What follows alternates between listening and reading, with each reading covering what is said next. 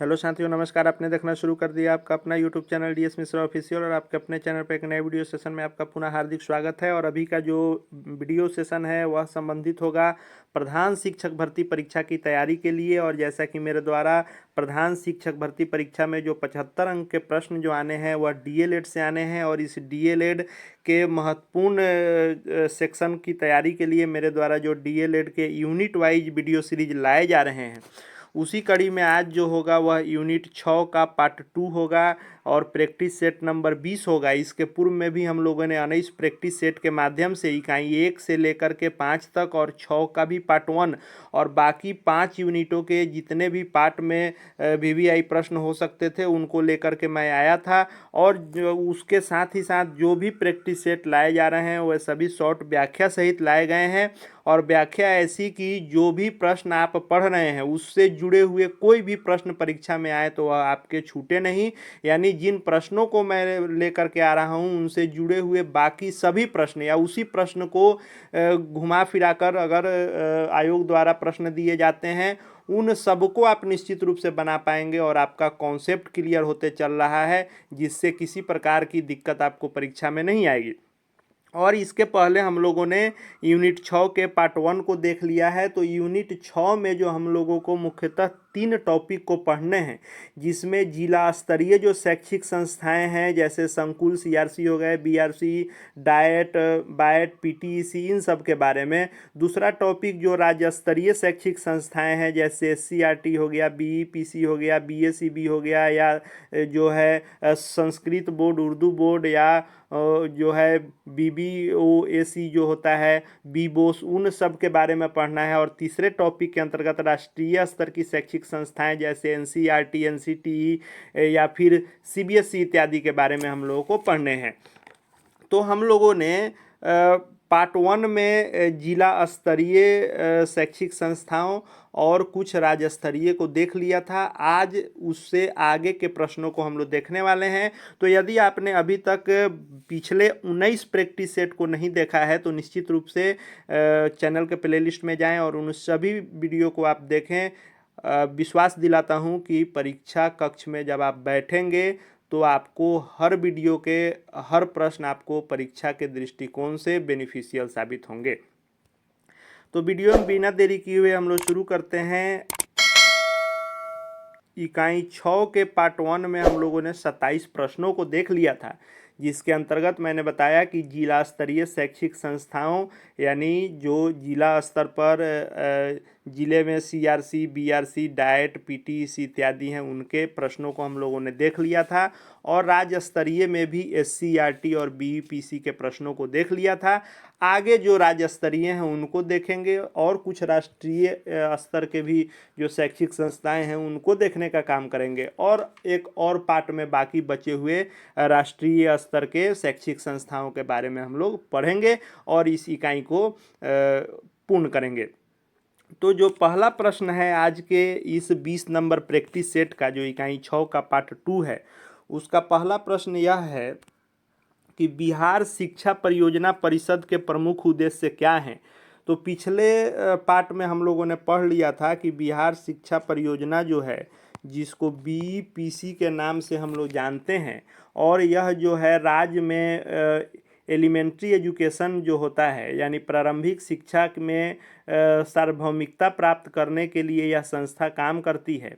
और इसकी आधारशिला जो है 1991 में रखी गई थी, जो 1860 एक्ट के तहत इसका निबंधन हुआ। और इसके जो वर्तमान निदेशक हैं वह बी कार्तिकेय धन जी हैं। बीईपीसी के बारे में इन सब चीज़ों को हम लोगों ने जाना था। और बीईसी की स्थापना की जो संकल्पना की गई थी वह 1989-90 में की गई थी, जबकि स्थापना 1860 एक्ट के तहत 1991 में की गई थी। आज का यह प्रश्न है कि बिहार शिक्षा परियोजना परिषद यानी बीईपीसी के उद्देश्य क्या हैं। अनुसूचित जाति एवं अनुसूचित जनजाति एवं समाज के निर्धन वर्ग को शिक्षा का समान अवसर का जो है व्यवस्था करना, और शिक्षा को कार्य एवं लोगों के रहन सहन के साथ संबद्ध करना, या संस्कृति एवं संचार विज्ञान पर्यावरण की भावना पैदा करना। तो देखिए, जो BEPC है वह अनुसूचित जाति, अनुसूचित जनजाति समाज के निर्धन वर्ग को शिक्षा का अवसर मिले इसके लिए कार्य करती है। शिक्षा को कार्य और लोगों के रहन सहन के साथ संबंध करना, संस्कृति संचार विज्ञान पर्यावरण की भावना इत्यादि के साथ साथ शिक्षा में गुणात्मक एवं मात्रात्मक सुधार लाने के लिए BEPC कार्य करती है। इसलिए दिए गए सभी ऑप्शन सही हैं, तो राइट आंसर चौथा हो जाएगा, उपरोक्त में सभी सही हैं। अगला प्रश्न है कि बिहार विद्यालय परीक्षा बोर्ड एक किस प्रकार का निकाय है। बिहार विद्यालय परीक्षा बोर्ड यानी BSEB, Bihar school examination board, जो माध्यमिक शिक्षा के लिए, उच्चतर माध्यमिक शिक्षा के लिए कार्य करने वाली एक बोर्ड है बिहार की। और इसकी स्थापना जो हुई थी BSEB की, वह 1 अप्रैल 1952 ईस्वी को हुई थी। मैं हर वीडियो में यही कहता हूं कि जो भी मैं व्याख्या कर रहा हूं, जिन प्रश्नों के साथ उससे जुड़े हुए जो भी बातें मैं बता रहा हूं, उसको निश्चित रूप से आप नोट करते चलेंगे, तो परीक्षा के अंतिम समय में जब आपकी तैयारी कंक्लूडिंग होगी, तो उस समय एक बार जब आप देख लेंगे तो निश्चित रूप से आपका रिवाइज हो जाएगा और परीक्षा में उसका फ़ायदा आपको मिलेगा। और इससे जुड़े हुए जो भी प्रश्न आएंगे, अब जैसे बिहार विद्यालय परीक्षा बोर्ड कैसा निकाय है इसको जान लेंगे, स्थापना कब हुई, अध्यक्ष कौन है, सचिव कौन है, ये सब चीज़ों को जान लेंगे तो इससे बाहर प्रश्न नहीं आएंगे। तो बिहार विद्यालय परीक्षा समिति जो BSEB है, यह एक स्वायत्त संस्था है और बिहार के माध्यमिक और उच्चतर माध्यमिक कक्षाओं के एग्जाम इत्यादि को संचालित करता है। साथ ही साथ DLED की परीक्षा इत्यादि को भी संचालित करता है, और साथ ही साथ स्टेट इत्यादि जो शिक्षक पात्रता परीक्षाएं हैं, इन सब को भी आयोजित करने का काम बिहार विद्यालय परीक्षा समिति करता है। तो इसकी स्थापना 1 अप्रैल 1952 की हुई थी, 52 में हुई थी। और वर्तमान में जो इसके अध्यक्ष हैं वह आनंद किशोर जी हैं और सचिव अनूप कुमार सिन्हा जी हैं। और जो यह बोर्ड है, निकाय है, यह एक वैधानिक निकाय है। राइट आंसर C हो जाएगा। संवैधानिक और वैधानिक में अंतर है। संवैधानिक निकाय का अर्थ यह होता है कि जिन संस्थाओं का जिक्र संविधान में है उसको संवैधानिक निकाय कहते हैं, और जिसके लिए कानून अलग से बना करके और कानूनी रूप से जिन संस्थाओं को स्थापित किया गया उसको हम वैधानिक निकाय कहते हैं। तो राइट आंसर C हो जाएगा। अगला और 30 नंबर प्रश्न है कि बिहार विद्यालय परीक्षा बोर्ड के क्या कार्य हैं, यानी BSEB कौन सा कार्य करती है। देश के मानकों के अनुरूप राज्य के शैक्षिक स्तर को ऊपर उठाने में सहायता करती है। बिल्कुल ये सही बात है। माध्यमिक और उच्चतर माध्यमिक स्तर की शिक्षा का तीव्र विकास करना, माध्यमिक और उच्चतर माध्यमिक शिक्षा के लिए यानी मैट्रिक इंटर के लिए ही यह बोर्ड विशेषतः काम करती है। 10वीं और 12वीं कक्षा बोर्ड की परीक्षाओं का आयोजन करना भी इसका काम है, और परीक्षा संबंधी शर्तों का निर्धारण यानी नीति निर्धारण भी इन परीक्षाओं से संबंधित बिहार बोर्ड ही करती है। इसलिए राइट आंसर D हो जाएगा। उपरोक्त में सभी सही हैं। और BPSC की जब परीक्षा होगी तो उसमें चौथा ऑप्शन जो होगा उपरोक्त में 1 से अधिक लिखा हुआ होगा, उस ऑप्शन के साथ जाएंगे। यानी इसमें जो 4 हम लोग ऑप्शन के साथ देख रहे हैं, परीक्षा में 5 ऑप्शन के साथ देगा। क्योंकि BPSC 5 ऑप्शन देता है, 3 ऑप्शन जो होते हैं वह ऐसे ही सामान्य होते हैं, और चौथा उपरोक्त में 1 से अधिक और पांचवा उपरोक्त में से कोई नहीं होता है। यानी यदि एक के अलावा दूसरा या तीनों सही ऑप्शन है तो चौथे के साथ जाते हैं, उपरोक्त में 1 से अधिक। और यदि तीनों ऑप्शन में कोई सही नहीं है तो पांचवे के साथ जाते हैं, उपरोक्त में से कोई नहीं। इसीलिए जो मेरे द्वारा एक और 2020 सीरीज भी शुरू किए गए हैं, जिसमें 8 यूनिट के कंबाइंड प्रश्न VVI प्रश्न शामिल किए जा रहे हैं एक साथ 8 यूनिट से, वह मैं 5 ऑप्शन के साथ BPSC के तर्ज पर हूबहू लेकर के आ रहा हूं। उन वीडियो को भी यदि आप नहीं देखे होंगे तो प्ले लिस्ट में जा कर के देखेंगे। 5 ऑप्शन के साथ कैसे आपको एग्जाम में फेस करने होंगे उसका अनुभव आपको निश्चित रूप से हो जाएगा। और यह प्रैक्टिस सेट जो चल रहा है यह क्रमवार यूनिट वाइज चल रहा है। अगला प्रश्न है कि बिहार संस्कृत शिक्षा बोर्ड की स्थापना किस वर्ष की गई थी। यानी बिहार विद्यालय परीक्षा समिति के अलावा संस्कृत शिक्षा बोर्ड, उर्दू शिक्षा बोर्ड और जो है दूरस्थ मुक्त विद्यालयी शिक्षा बोर्ड, इन सब के बारे में पढ़ना है। तो बिहार संस्कृत शिक्षा बोर्ड की स्थापना जो है वह 1981 में की गई थी। और बिहार संस्कृत शिक्षा बोर्ड जो है इसकी स्थापना माध्यमिक विद्यालय स्तर के अंत में एक परीक्षा आयोजित करने और इस तरह की परीक्षा के लिए अध्ययन के पाठ्यक्रम को निर्धारित करने के लिए इस तरह की अनुदेशों को पूरा करने के लिए की गई है। यानी माध्यमिक इत्यादि की जो परीक्षा होती है वह बिहार संस्कृत बोर्ड के द्वारा ली जाती है। 1981 में इसकी स्थापना हुई थी और इसके जो वर्तमान अध्यक्ष हैं वह श्री भोला यादव हैं और सचिव अमरभूषण जी हैं। 32 नंबर प्रश्न है कि बिहार संस्कृत शिक्षा बोर्ड की स्थापना के निम्न में क्या उद्देश्य हैं। इसकी स्थापना बिहार संस्कृत शिक्षा बोर्ड अधिनियम 1981 के अंतर्गत की गई है, ये भी सही है। और यह बोर्ड संस्कृत भाषा के उद्देश्यों की उपलब्धियों एवं समान विचारों वाले संगठनों एवं कलाकृतियों को प्रोत्साहित करता है, ये भी सही है। यानी ए और बी दोनों सही है, तो चौथे ऑप्शन के साथ जाना होगा, ए एवं बी दोनों सही हैं। या फिर दिया रहता उपरोक्त में से एक से अधिक तो उस ऑप्शन के साथ हमको जाना होता। अब है कि बिहार राज्य मदरसा शिक्षा बोर्ड है जो उर्दू शिक्षा के लिए, तो इस मदरसा शिक्षा बोर्ड के बारे में पूछा जा रहा है कि यह कब से चल रहा है। तो मदरसा शिक्षा बोर्ड भी जो है इसकी स्थापना की गई थी अल्पसंख्यक वर्ग जो मुस्लिम समुदाय के लोग हैं उनकी शिक्षा के लिए की गई थी। और इस बिहार राज्य मदरसा शिक्षा बोर्ड को हम लोग शॉर्ट में BSMEB कहते हैं। इसको कहते हैं बिहार स्टेट मदरसा एजुकेशन बोर्ड, BSMEB कहते हैं। और इसकी जो स्थापना है वह यह 1920 से चला आ रहा है। और लेकिन इसको जो है कानूनी दर्जा जो दिया गया था वह 1981 में मान्यता इसको दी गई थी। यानी बिहार राज्य मदरसा शिक्षा बोर्ड, यह बोर्ड 1920 से चला आ रहा है। 1981 से चला आ रहा है, नहीं, चला आ रहा है 1920 से। राइट आंसर ये हो जाएगा। लेकिन यदि पूछा जाता कि राज्य सरकार ने इसको मान्यता कब दी थी, तो 1981 में इसको मान्यता दी गई थी। तो दोनों प्रश्न अलग अलग बनेंगे कि बिहार राज्य मदरसा शिक्षा बोर्ड किस वर्ष से चल रहा है, तो 1920 से चल रहा है। और इसको मान्यता कब मिली थी, तो 1981 ईस्वी में बिहार राज्य मदरसा शिक्षा बोर्ड को मान्यता दी गई थी। और यह जो है इसमें मौलवी फोकानिया इन परीक्षाओं को आयोजित करने, डिग्री देने एवं स्कूलों के संचालन के लिए यह बोर्ड कार्य करती है। और इस बोर्ड से लगभग 7-8 लाख विद्यार्थी और 3000 जो है जो इसके अंतर्गत संचालित स्कूल हैं, 3000 से अधिक स्कूल कार्यरत हैं। और वर्तमान में बिहार मदरसा बोर्ड के जो अध्यक्ष हैं, पहले अब्दुल कयूम अंसारी जी थे, अब उनके जगह पर सलीम परवेज जी वर्तमान में बिहार मदरसा बोर्ड के अध्यक्ष हैं, सलीम परवेज।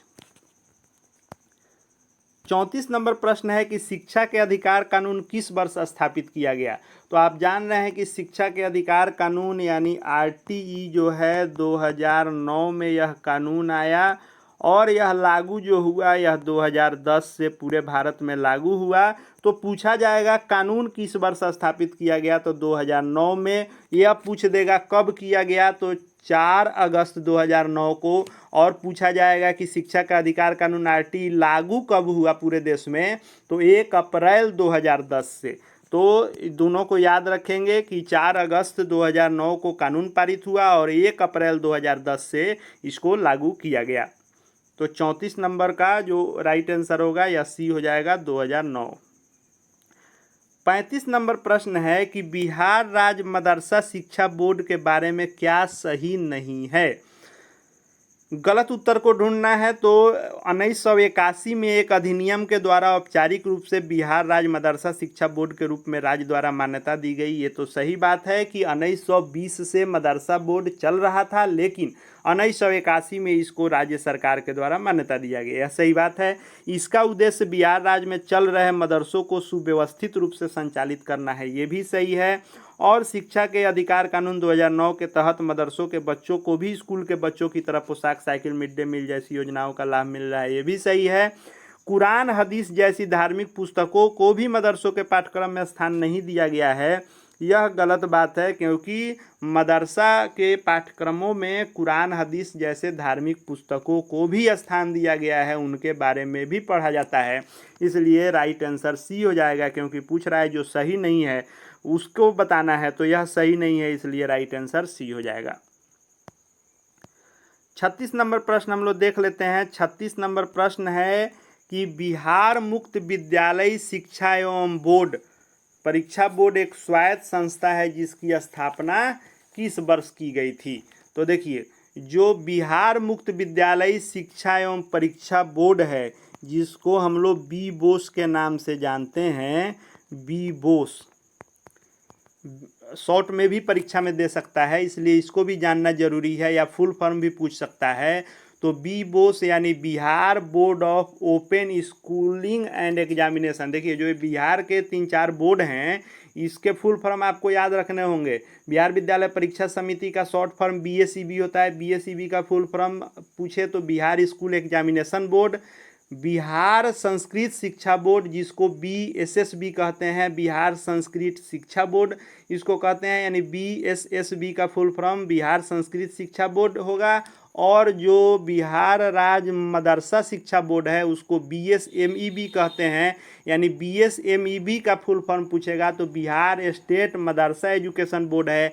और जो बिहार मुक्त विद्यालय शिक्षा एवं परीक्षा बोर्ड है, जिसको BBOS कहते हैं, Bihar board of open schooling and examination, तो इसकी जो स्थापना की गई थी, इसके स्थापना करने का उद्देश्य यह था कि जो गरीब बच्चे हैं, जो शहरों में नहीं रह सकते हैं और जो काम करने के साथ साथ पढ़ना चाहते हैं, वह फुल डे कक्षाएं करने को सक्षम नहीं हैं, उनके पास समय नहीं है, क्योंकि उन समयों में वे काम करते हैं। जब तक वे काम नहीं करेंगे तब तक उनके परिवार का पालन पोषण नहीं हो सकता है।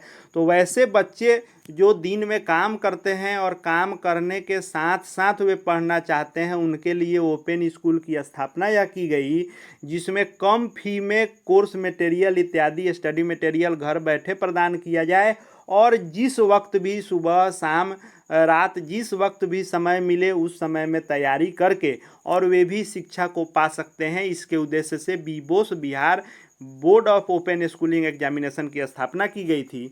और यह जो स्थापना की गई थी, यह BBOS की स्थापना 2011 ईस्वी में की गई थी। राइट आंसर ये हो जाएगा।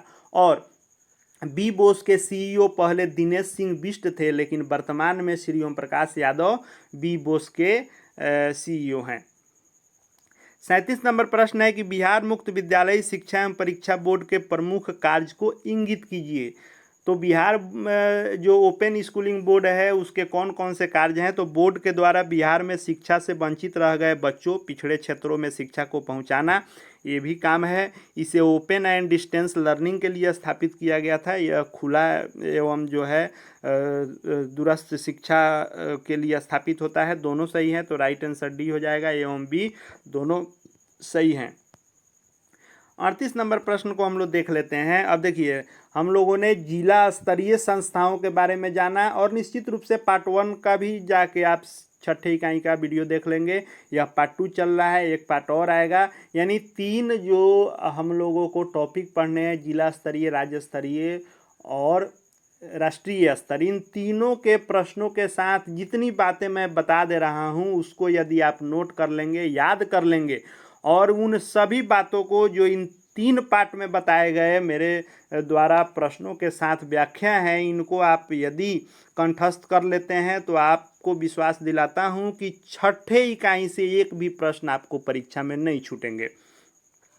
तो 38 नंबर प्रश्न है कि राष्ट्रीय शैक्षिक अनुसंधान एवं प्रशिक्षण परिषद की स्थापना कब की गई थी। तो राष्ट्रीय शैक्षिक अनुसंधान एवं प्रशिक्षण परिषद, जिसको NCERT कहा जाता है, NCERT कहा जाता है, यानी national council of educational research and training. आपको इसके शॉर्ट फॉर्म, फुल फॉर्म और इंग्लिश भी याद होने जरूरी है, इन सब से भी प्रश्न बनेंगे। राष्ट्रीय शैक्षिक अनुसंधान एवं प्रशिक्षण परिषद जिसको कहते हैं, इसका शॉर्ट फॉर्म NCERT होता है, national council of educational research and training. और यह जो है, इसकी स्थापना पूछा जा रहा है कि कब की गई थी।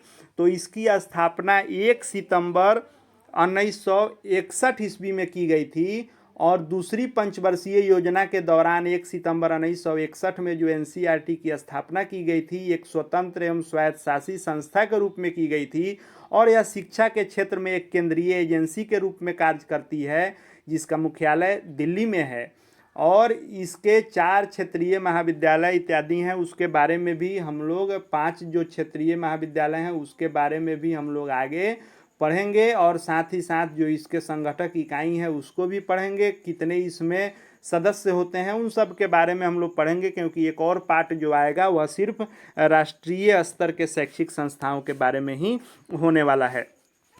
तो 39 नंबर जो प्रश्न है कि राष्ट्रीय शैक्षिक अनुसंधान एवं प्रशिक्षण परिषद यानी जो एनसीईआरटी है यह किस मंत्रालय के अंतर्गत कार्य करती है, किस मंत्रालय के अंतर्गत यह अपना कार्य संपादित करती है।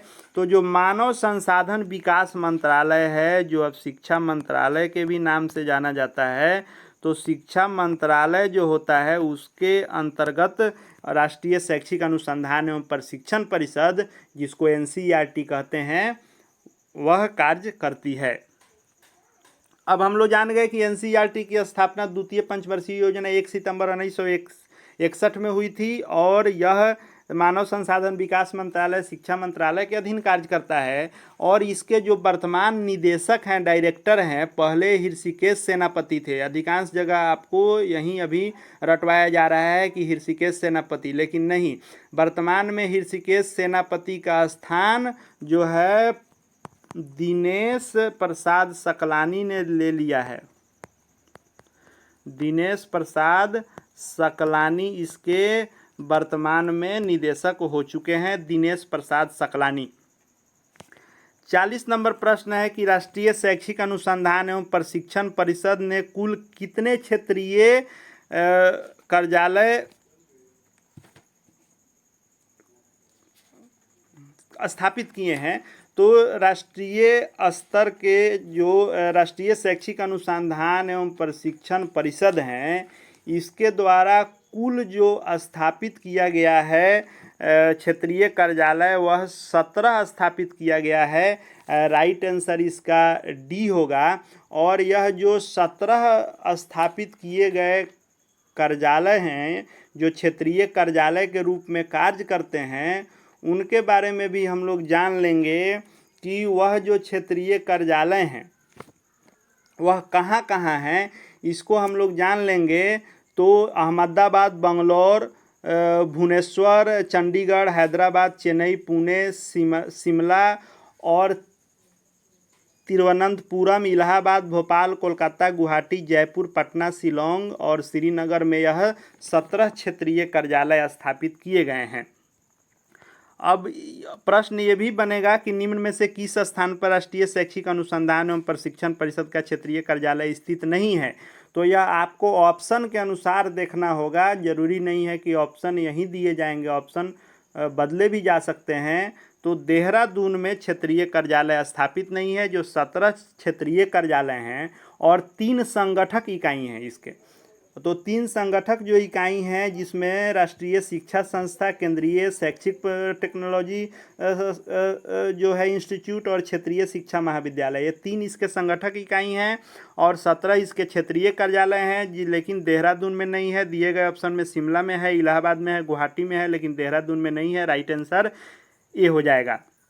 42 नंबर प्रश्न है कि राष्ट्रीय शैक्षिक अनुसंधान एवं प्रशिक्षण परिषद के अध्यक्ष कौन होते हैं। तो राष्ट्रीय शैक्षिक अनुसंधान एवं प्रशिक्षण परिषद जो है एनसीईआरटी, इसके जो अध्यक्ष होते हैं वे केंद्रीय मानव संसाधन विकास मंत्री यानी जो शिक्षा मंत्री होते हैं कैबिनेट के, वे शिक्षा मंत्री ही इसके एनसीईआरटी के अध्यक्ष होते हैं। राइट आंसर बी हो जाएगा।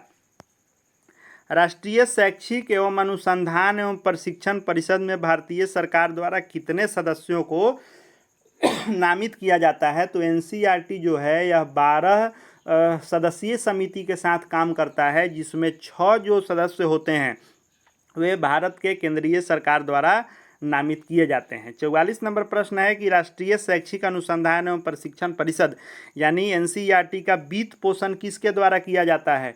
तो चूंकि यह केंद्रीय एजेंसी है, इसलिए पूर्णतः केंद्रीय एजेंसी है, तो इसका जो वित्त पोषण होता है ये भी पूर्णतः केंद्र सरकार के द्वारा ही किया जाता है। राइट आंसर ए हो जाएगा।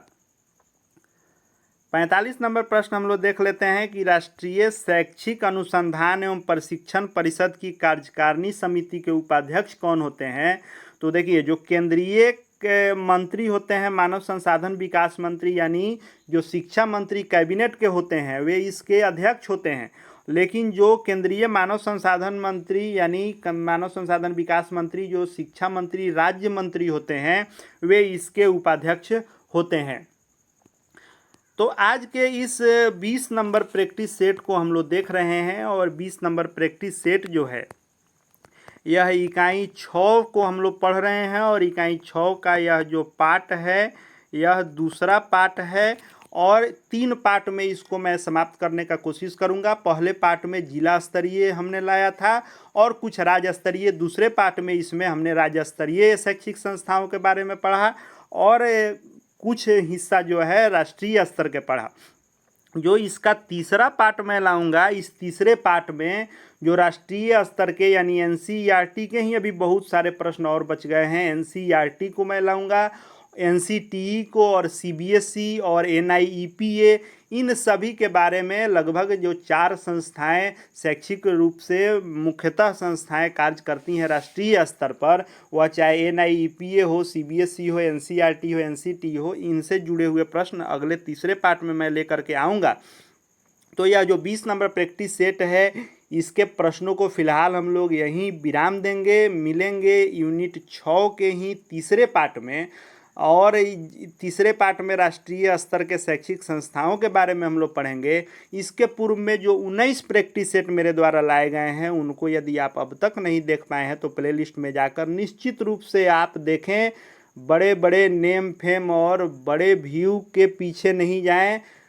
जो बाकी जगह पढ़ाए जा रहे हैं वह सीटेट के ही प्रश्नों को हूबहू उठा के रखे जा रहे हैं, क्योंकि सीटेट के पहले से उनके पास संग्रह सिर्फ सीटेट के हैं, जिसमें बीए डीएलएड सभी शामिल करके पढ़ाए जा रहे हैं आपको।